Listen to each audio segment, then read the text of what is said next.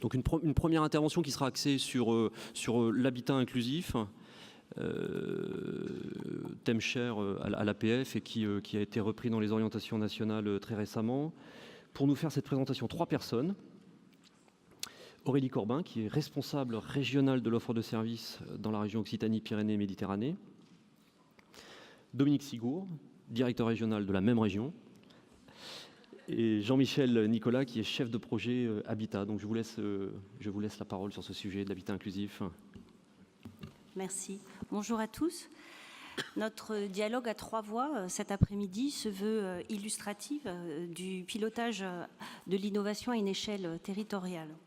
Nous allons vous présenter comment, à partir de quelques initiatives innovantes sur l'habitat, un travail important de recherche-action, de capitalisation, mais aussi de positionnement politique et stratégique, nous amène aujourd'hui à entreprendre la démultiplication de ces projets à une échelle régionale.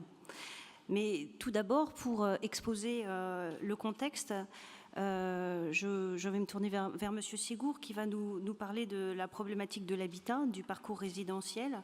Les colloques, les recherches, les études se sont multipliées ces dernières années. La terminologie pour en parler est relativement variée. Logement adapté, habitat inclusif, habitat dans une société inclusive. Au final, de quoi parle-t-on et en quoi ces projets sont innovants ? Bonjour à tous. C'est toujours un peu particulier d'intervenir quasiment en fin de Jean et l'UNESCO. On risque d'être un peu redondant. J'espère qu'on sera moins redondant qu'en résonance, en complémentarité avec ce que vous avez pu entendre jusque-là, qui était vraiment fort intéressant.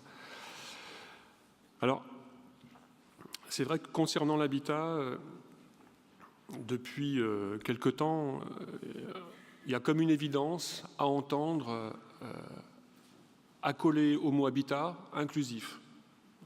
Habitat inclusif, comme si c'était évident.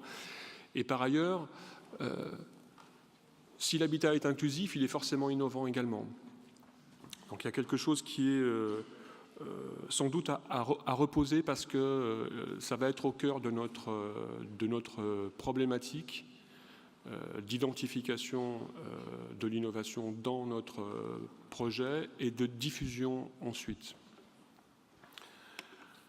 C'est vrai que les termes inclusion, inclusif, il y a 4 ans encore, pour avoir organisé avec les Picards, je sais qu'il y en a dans la salle, les États régionaux de l'inclusion en Picardie, c'était un terme qui était presque considéré comme barbare.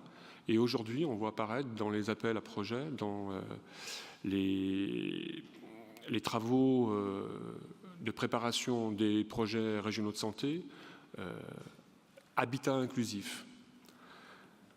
Mais pour obtenir le sésame, il ne suffit pas que l'habitat soit inclusif. Aujourd'hui, ça ne suffit plus, il faut qu'il soit aussi innovant.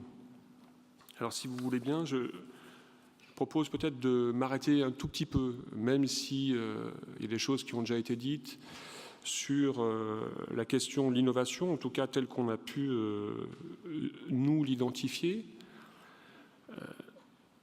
Si on se place du côté de l'entreprise, innover, c'est donner de la valeur, améliorer un produit, c'est conquérir de nouveaux marchés, c'est mobiliser les salariés, c'est distancer la concurrence, renforcer son image. Alors, est-ce que ça marche aussi pour une association? En fait, si on regarde les propositions, on peut se dire que ça match sur toutes les propositions. À une nuance près peut-être, et elle n'est pas anodine, en tout cas pour notre sujet, c'est que nous allons être peut-être en plus au niveau d'une association sur les questions et l'évolution du droit des personnes, sur les questions et l'évolution des besoins et sur les questions et l'évolution des usages. En gros, pour ce qui nous concerne, l'innovation part des problématiques d'existence des personnes. On innove donc pour répondre à ces problématiques d'existence, les droits, les besoins, les usages. on peut se dire du coup, et on le vérifie en tout cas pour ce qui nous concerne, le sentiment que l'innovation, c'est une affaire de terrain. Mais je crois que hier, il y a eu un cadre théorique ou des cadres théoriques qui ont été posés dans ce sens-là sur la dimension ascendante et descendante ensuite. On est dans le réel, on est dans la proximité.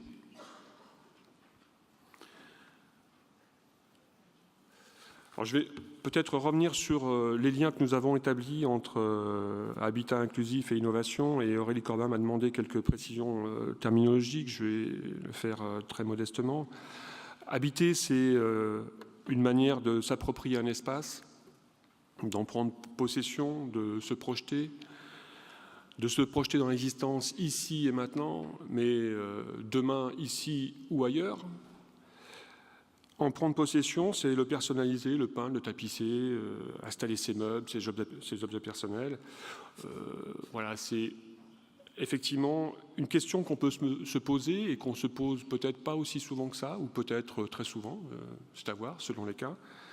Dans quelle mesure et jusqu'à quel point cela est-il possible dans les structures médico-sociales? Dans quelle mesure et jusqu'à quel point c'est possible également dans les appartements de toute nature, l'entraînement à l'autonomie ou pas. Alors, autre point de terminologie, on parle de logement accessible. Est-ce qu'un logement accessible suffit pour être inclusif ?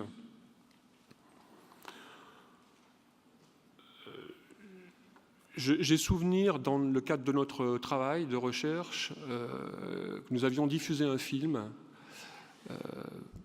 sur un habitat alternatif, une forme d'habitat alternatif, pour le dire comme ça. Je ne me mouille pas du coup. Et parmi le groupe du comité de pilotage, il y avait 2 personnes qui étaient 2 personnes en situation de handicap et qui avaient réagi de manière très différente. La première, estimant que le type d'habitat qu'on avait visionné était le summum de l'inclusion pour elle, et l'autre réagissant de manière virulente, estimant que c'était exactement l'antithèse de l'inclusion. Et les deux avaient des arguments tout à fait valides. Pourtant, l'habitat était totalement accessible. Donc, à l'évidence, un habitat accessible n'en fait pas pour autant un habitat inclusif. S'agissant de la formulation habitat inclusif, justement, c'est des termes qu'on utilise couramment. Moi-même, je l'utilise de manière très, très usuelle. Mais on pourrait peut-être préférer, sur un plan théorique, retenir la formulation « habitat dans une société inclusive ». Et là encore, c'est important de se le dire parce que ça va aussi résonner avec ce qu'on va développer par la suite. Quelques repères pour comprendre le cheminement. À la suite de la résolution de Tomar en 2001, qui définit la conception universelle qui s'impose à l'environnement bâti, différents concepts ont essaimé. Alors, j'en cite 2, notamment le design for all, concevoir la ville pour tous, et puis le build for all, construire pour tous. Et un 3e concept, le design social.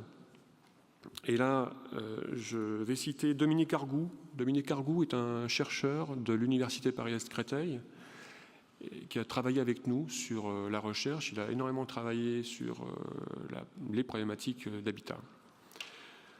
Le design social revient à promouvoir l'inclusion des usagers au processus de construction territoriale.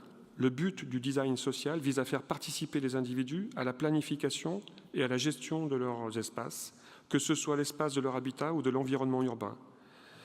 Ici, les usagers sont consultés à travers les enquêtes ou à travers leur participation active au processus de planification. Donc, design social, habitat dans une société inclusive, on est dans une proximité, en tout cas en termes de conception. C'est la raison pour laquelle je préfère, d'un point de vue purement théorique, être plutôt sur une logique d'habitat dans une société inclusive. Oui, on reviendra sur cette notion clé de la participation active des usagers des personnes en situation de handicap au processus d'élaboration et de planification de ces projets. Si on remonte un peu le fil du temps, un petit peu quelques années en arrière, l'APF avec d'autres acteurs a été pionnier de ces projets. Pouvons-nous revenir rapidement aux origines de la poussée, ou pour reprendre les termes de Norbert Alter hier, sur quel nouveau corpus de croyances se sont basées ces expérimentations innovantes? Bon, très rapidement, le succès de la problématique de l'habitat prend sans nul doute racines ou en grande partie ses racines dans les orientations des politiques publiques en matière de désinstitutionnalisation. Ce mouvement a poussé les associations à envisager des formules différentes pour produire l'accompagnement médico-social. On a cheminé d'une culture de la dépendance et de la prise en charge à une culture de la participation et aujourd'hui vers une culture de l'inclusion avec des avancées législatives ces dernières années qui accompagnent un mouvement d'ensemble de la société et une prise en compte croissante des personnes directement concernées. On peut dire aussi que dans le même temps, on constate un mouvement qui s'amplifie avec les nouvelles générations qui n'ont pas connu ou peu les établissements médico-sociaux, du fait de la scolarisation en milieu ordinaire notamment. Du coup, les conditions matérielles et sanitaires d'existence ont, elles aussi, progressivement ouvert de nouvelles perspectives de parcours de vie et de parcours résidentiel. Oui, on comprend bien que ce mouvement d'inclusion, cet accompagnement du parcours de vie, est un mouvement de fond. En 2012, vous avez engagé des premiers travaux de recherche autour de nouvelles formes d'habitat. Cette recherche-action a servi de socle, a posé en quelque sorte la première pierre à ce concept. Vous aviez, à l'occasion de cette recherche, fait un petit film explicatif. On va le passer en coupant le son pour que vous nous présentiez comment, dans cette recherche, quelles étaient les intentions dans l'émergence, l'identification et le développement de ces innovations. Alors, tout d'abord, j'ai une pensée pour quelqu'un qui est connu des Picards et de nombreux élus régionaux et d'administrateurs. J'ai une pensée particulière pour Alain Coudre, qui nous a quittés il y a quelques mois déjà et qui a été une personne essentielle, moteur dans ce projet. Alors, sur le projet de recherche appliquée, nous avons mené durant 3 ans un travail en France et dans 4 pays européens, la France, donc, la Belgique, l'Espagne, la Grande-Bretagne et la Suède. Un travail pour essayer d'identifier, à partir de projets existants, les leviers et les freins qui permettent, ou qui permettaient dans ces projets-là, de conduire à des projets d'habitat dans une société inclusive. C'est une recherche qui a donc été possible grâce à l'appui et à la participation massive et importante de personnes directement concernées. Je crois que hier intervenait Lanissa Benmadi, qui a participé, elle aurait pu être des nôtres là cet après-midi. Elle a participé hier, je crois, elle est intervenue hier lors de la première journée. Également un partenariat scientifique avec donc l'Université Paris-Est Créteil, je citais tout à l'heure Dominique Argout, et puis le Think and Do Tank européen pour la solidarité, qui est basé à Bruxelles. Comme vous le disiez, on a produit un rapport, un guide de recommandation et un film qui est disponible sur le site de la Fondation internationale de recherche appliquée sur le handicap. Alors au début de cette recherche, il y avait très peu de typologies existantes sur l'habitat, et notamment sur l'habitat inclusif. Donc on s'est dit que ça serait intéressant de travailler sur une typologie. Sans entrer dans le détail de leur contenu, ont été identifiés 5 idéotypes: l'habitat éclaté, l'habitat regroupé, l'habitat protégé, l'habitat partagé et l'habitat mixte. Depuis, évidemment, d'autres études ont également produit des typologies. Et d'ailleurs, nous aurons autant de typologies que de clés d'entrée dans la problématique de l'habitat. Et chacun sera, en fonction de ses besoins, rattaché tel projet à tel idéal type. voire même d'ailleurs de croiser plusieurs idéotypes sur un même projet.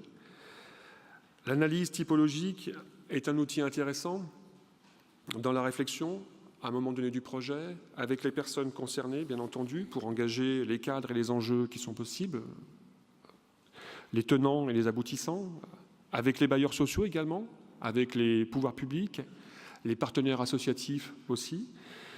Ça permet d'engager un débat autour du type d'habitat souhaité, de son environnement, autour de la nature du logement, autonome, collectif, espace partagé, autour également du statut de l'occupant, usager, locataire, colocataire, sous-locataire, propriétaire, dans le cadre d'une intermédiation locative, donc autour du modèle économique et du mode d'organisation des services nécessaires pour la personne. Pour autant, la typologie ne fait pas l'inclusion et chaque projet a sa genèse, son histoire, ses singularités. Donc il nous fallait un outil un peu plus pragmatique pour avancer dans nos projets. L'idée est venue d'élaborer un outil simple d'usage, facile d'utilisation pour tous les acteurs, les personnes concernées, les professionnels associatifs, les institutionnels, les professionnels de l'habitat. Un outil opérationnel, donc, sous la forme on était parti d'abord pour travailler sur des indicateurs. Et finalement, on s'est dit, ou plutôt les personnes qui travaillaient avec les chercheurs, donc collabos, sont dit, peut-être c'est plus intéressant de poser des questions dans le cadre d'un projet, quand on collabore avec les différents partenaires. Donc 21 questions ont été recensées.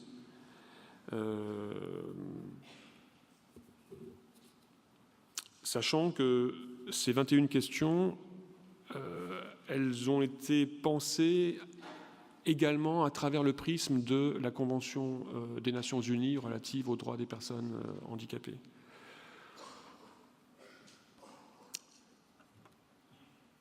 Voilà, donc ce qu'on peut se dire, c'est que cette grille de questionnement qui a été travaillée par les personnes concernées l'a été pour tout type de handicap, mais à l'usage et à bien y regarder, on peut se dire qu'elle pourra tout à fait être utilisée pour n'importe quel citoyen, dans n'importe quel projet d'habitat. Donc il n'y a donc pas de modèle d'habitat inclusif, mais il y a un processus de travail et c'est sans doute le plus important dans la démarche.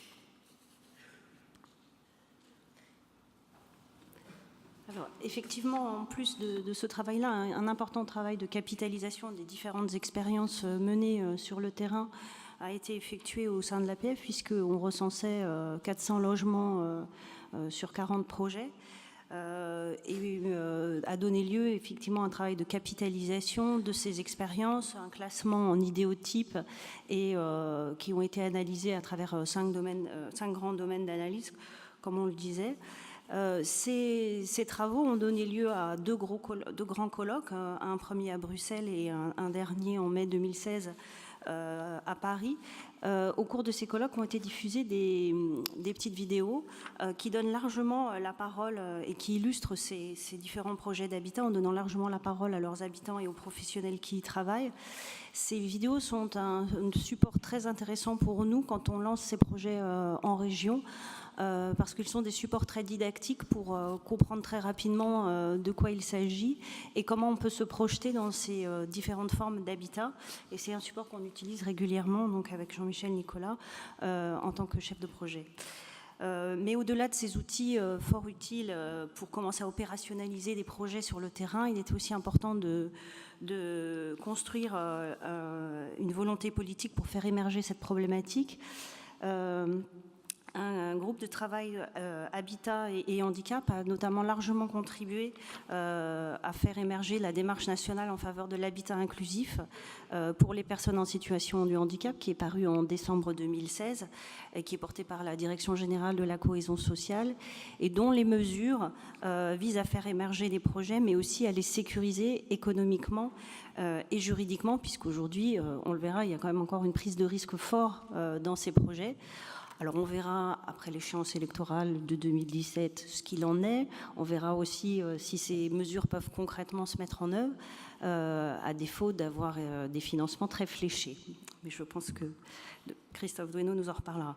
En bref, ce qu'on peut dire, c'est que sur ces 5 dernières années, il y a eu un important travail, on le voyait, de recherche-action, de capitalisation, d'expérimentation de différents projets sur le terrain.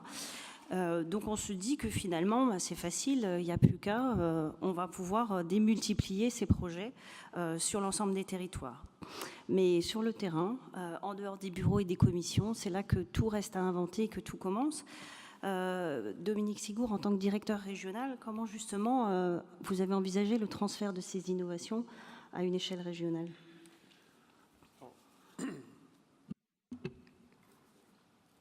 On est dans un mouvement, je crois que ça a été dit à plusieurs reprises, l'innovation part du terrain, elle remonte, elle est capitalisée, elle est sans doute repensée, théorisée, elle redescend et c'est vrai qu'on a la possibilité ensuite de capitaliser à nouveau dessus pour de nouveaux projets, de s'appuyer sur ses ressources. En même temps, à chaque fois, c'est un projet nouveau et donc à chaque fois, il faut repenser tout ce processus qui pointe la difficulté de mobiliser les acteurs, la difficulté d'arriver à valoriser les compétences, l'expertise des uns et des autres, la manière dont les projets se calent, comment les acteurs concernés se mobilisent, quels sont les freins, quels sont les leviers. Je dirais qu'il y a aussi une dimension artisanale dans ce type de démarche. Et cette dimension artisanale, elle est extrêmement importante. Je songe notamment à un projet qu'on a développé qui partait de parents qui étaient préoccupés par l'après-eux, de parents et de personnes directement concernées. Qui étaient préoccupés parce qu'ils ne trouvaient pas de place en institution, en structure médico-sociale. Et petit à petit, on a cheminé en essayant de voir avec eux ce qui serait possible à partir de ce qu'ils souhaitaient. On a mis des moyens, des ressources à leur disposition en termes d'expertise, de compétences, d'ingénierie de projet. Et petit à petit, le groupe a trouvé sa propre dynamique. Les uns et les autres, finalement, se sont vraiment appropriés le projet, y compris dans des dimensions qui étaient inenvisageables pour eux, c'est-à-dire une partie administrative, une partie également de prise de rendez-vous avec des partenaires. Et aujourd'hui, en fait, le projet est à 2 doigts d'aboutir. L'essentiel du travail est fait. Et c'est ce côté artisanal qui est très dur à faire vivre et qui est vraiment essentiel. Ouvrir des appartements à partir d'une structure médico-sociale, ça globalement on sait faire et je pense que ce n'est pas forcément là que se trouve la dimension inclusive de l'habitat, ni même la dimension de l'innovation. Par contre, tout ce travail de mobilisation, de soutien des personnes pour qu'elles soient elles-mêmes actrices, moteurs des projets, c'est sans doute le plus difficile. Et on a bien vu dans les propos hier comme ce matin, à la fois d'un point de vue théorique, mais aussi d'expériences qui nous ont été rapportées ce matin, un certain nombre de pistes. Alors, dans un premier temps, ce qu'on a essayé de travailler au niveau de la direction régionale Occitanie, c'est de se dire qu'il faut déjà qu'on consacre une compétence dédiée à l'habitat. Donc Jean-Michel Nicolas, qui est chef de projet, et se dire qu'on allait d'abord travailler sur une approche observatoire, je dirais observatoire et conseil. Voilà. C'est premier volet de notre démarche. Comment justement vous avez conçu cette chefferie de projet? Quelle est la feuille de route du chef de projet Habitat en Occitanie? Le premier axe consiste à identifier les différents dispositifs, d'être dans une approche benchmarking, les dispositifs de l'APF, les dispositifs hors APF, dans la région, bien entendu, mais également hors de la région. Avoir une grille de questionnement sur les différents domaines, le statut du résident, le type de logement, le mode d'accompagnement, etc., etc. Mais aussi et surtout interroger le processus qui a conduit chaque projet à son aboutissement ou bien à son échec, parfois aussi. Le deuxième axe consiste à identifier les acteurs à différents niveaux, les collectivités locales, territoriales, les bailleurs, les associations, établir une cartographie. Le troisième axe, essayer en tout cas d'identifier la possibilité de mettre en relation l'offre et la demande et de formaliser les territoires, la nature selon la nature de la demande et soutenir les initiatives émergentes. Le quatrième axe, développer une expertise et des outils pour faire connaître et susciter l'intérêt et l'adhésion. Donc, pour aller peut-être encore un peu plus loin dans notre sujet et dans l'articulation, en plus de l'observatoire, on a choisi aussi de travailler sur quelque chose alors qui a pu être présenté ce matin sous la forme d'un Living Lab. Nous, on l'a appelé plutôt fabrique citoyenne, mais au fond, dans le concept, et je ne vais pas revenir dessus puisqu'il était très bien développé ce matin, on est vraiment dans cet esprit-là et se dire que sur tous nos territoires, l'Occitanie, c'est 13 départements, être en mesure de déployer des fabriques citoyennes qui permettent de répondre en complément de l'observatoire à des demandes, alors en matière d'habitat, mais on ne se limite pas forcément à l'habitat. On va essayer d'accélérer effectivement en allant un peu plus rapidement. Jean-Michel Nicolas, en tant que chef de projet Habitat en Occitanie, est-ce que vous pouvez nous faire un premier retour des expériences qui sont menées? Comme on l'a vu, il s'agit de projets multidimensionnels où la question du logement adapté n'est pas la seule problématique et le seul besoin à couvrir. Comment justement vous faites ce repérage des besoins et comment se fait concrètement l'accompagnement du parcours résidentiel? Merci Aurélie. Donc pour concevoir l'accès à un logement adapté dans un environnement accessible pour des personnes en situation de handicap, nous avons vu que cela dépassait le cadre stricto sensu du médico-social. Donc pour cela, les acteurs ont la nécessité de travailler avec d'autres partenaires, des partenaires tels que les promoteurs immobiliers, les bailleurs sociaux, les collectivités territoriales et leurs services du patrimoine, les urbanistes, les acteurs du transport ainsi que les associatifs autour du logement. Pour accompagner le parcours résidentiel d'une personne en situation de handicap, il nous est apparu essentiel d'avoir une approche systémique, c'est-à-dire d'envisager l'environnement global de la personne et pas seulement la question du logement. Pour concourir pleinement à la réalisation du projet de la personne, nous identifions les associations à caractère social, sportif, culturel et professionnel, ainsi que les acteurs de la formation et de l'insertion professionnelle. L'expression d'un projet de vie permet de rechercher en permanence la grande cohérence entre, d'une part, les aspirations de la personne avec ses capacités et ses ressources, et d'autre part, les systèmes d'aide et d'accompagnement qui lui sont proposés sur son territoire de vie. Différentes dimensions personnelles sont prises en compte, environnement familial, social, état de santé, autonomie. Comme tout un chacun, ces éléments évoluent tout au long de la vie et nécessitent donc des réajustements à la fois sur les modalités d'accompagnement que sur l'adaptation du logement. Nous souhaitions vous présenter une modélisation du parcours résidentiel qui se décomposerait en 4 dispositifs et qui, à défaut de se répéter, ne se veut pas linéaire, mais bien adaptable aux situations singulières que nous rencontrons. Premier dispositif, les appartements d'essai et de stage. Un dispositif qui existe depuis de nombreuses années au sein du foyer de vie Les Cascades à Muret en Haute-Garonne.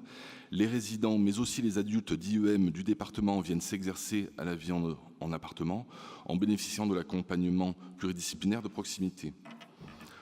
Les objectifs sont différents, pouvant revêtir le souhait de couper d'une vie en collectivité, de vivre une vie de couple en toute intimité ou de se tester avant de définir son projet de vie. Une expérience accompagnée et sécurisée sur une période déterminée. Second dispositif, les appartements vers une vie autonome qui ont pour mission de consolider un projet de vie en appartement. L'accompagnement est pluridisciplinaire et balaye diverses sphères telles que la dimension sociale, affective, quotidienne, culturelle ou d'accès à l'emploi. L'autonomie de faire ses choix tout en étant accompagné si on le souhaite. Troisième dispositif, les appartements regroupés, ce sont des appartements qui sont indépendants mais qui font partie d'un dispositif groupé d'appartements qui favorise en fait une prise en charge 24 heures sur 24 de la personne. Les dispositifs sont coordonnés par des intervenants à domicile et qui accompagnent aussi le parcours de soins et les activités quotidiennes. Enfin, le logement diffus, qui ici, ce sont des personnes qui sont titulaires de leur bail et qui bénéficient d'une aide humaine sous la forme d'un prestataire ou d'un mandataire.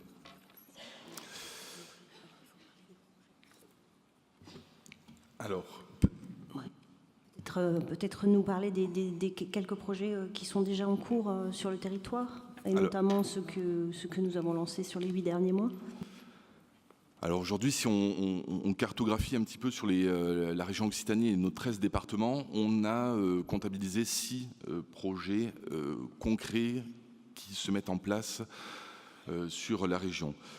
Peut-être un petit zoom un peu particulier autour d'un projet qui se développe sur Rodez avec la réhabilitation d'un écoquartier. Donc là, on est parti d'un projet qui est issu de la délégation en 2012.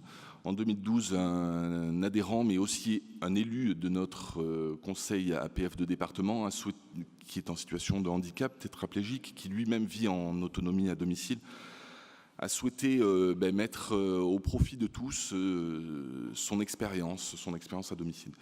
Donc aujourd'hui, on est sur un projet de 8 appartements et nous développons en parallèle un dispositif d'accompagnement avec une prise en charge 24 heures sur 24. Un dispositif un peu particulier parce qu'en même temps, c'est dans un écoquartier, il y a 2 opérateurs distincts. On a un système de collectif qui va se mettre en place. On a une dynamique entre locataires qui va être accompagnée à la fois par les délégations, mais aussi nous en termes de soutien à ce projet. Avec une équipe mobile à partir d'un foyer d'accueil médicalisé qui se situe à une vingtaine de kilomètres. Le gros défi aussi pour nous, c'est d'arriver à sécuriser l'aide humaine dans des villes où l'aide humaine avec les heures de nuit n'existe pas. Donc voilà, il y a aussi beaucoup d'aspects à défricher dans ce genre de projet. Peut-être d'un point de vue plus opérationnel, accompagné. Donc, nous sommes tout d'abord nous partons essentiellement des projets sur le terrain. Je vais conclure vite alors. Pour faire court, en fait, effectivement, on le voit sur ces projets qu'on est dans l'incitation que nous donnait hier Jean-Louis Laville, d'être sur un principe de solidarité forte avec une co-responsabilité forte de l'ensemble des acteurs, que ce soit les partenaires qui interviennent avec nous sur les projets d'habitat, mais aussi les futurs habitants et les futurs occupants des logements. Voilà. Merci beaucoup. Il me semble aussi, avec ce que vous avez évoqué et en lien avec ce qui a été dit ce matin, que merci beaucoup pour cette présentation, qu'on est aussi pour l'habitat inclusif dans une logique d'aboutissement sur la logique d'innovation. C'est-à-dire qu'on a des tas de projets qui ont émergé un peu partout sur le territoire.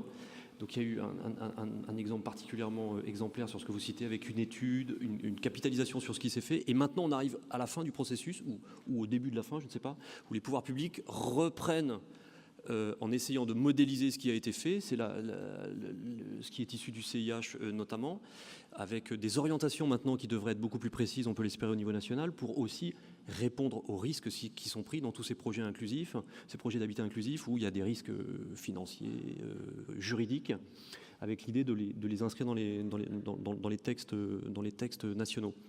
Et c'est aussi vrai, me semble-t-il, sur ce qui a été dit ce matin, l'exemple d'Étueffont, ce qui était cité pour l'ASEI, où on voit que des dispositifs qui émergent devraient, alors je ne veux pas vendre les choses avant qu'elles ne soient finalisées, mais un projet de décret est en cours pour venir donner une base réglementaire à des dispositifs qui pour l'instant restent complexes. Les plateformes existent pour les ITEP, elles n'existent pas pour les autres établissements et services, donc on arrive à la fin du processus d'innovation où les textes réglementaires viennent coiffer des initiatives qui ont été prises sur le terrain.